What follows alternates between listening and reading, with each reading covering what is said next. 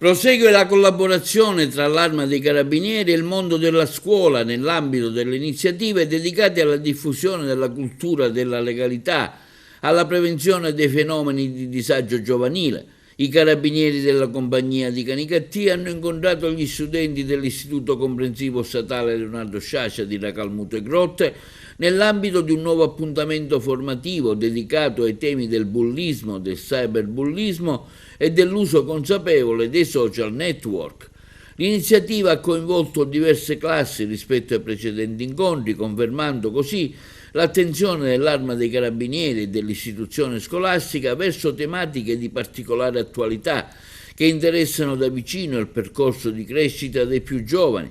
Nel corso dell'incontro i carabinieri hanno dialogato con gli studenti sulle diverse forme di prevaricazione fisica, verbale, psicologica e digitale, soffermandosi sulle conseguenze che tali comportamenti possono determinare nella vita quotidiana delle vittime e nel contesto delle relazioni tra coetanei.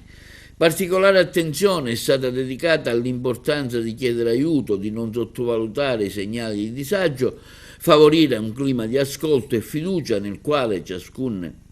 ragazzo possa sentirsi sostenuto dalle famiglie, dalla scuola e dalle istituzioni.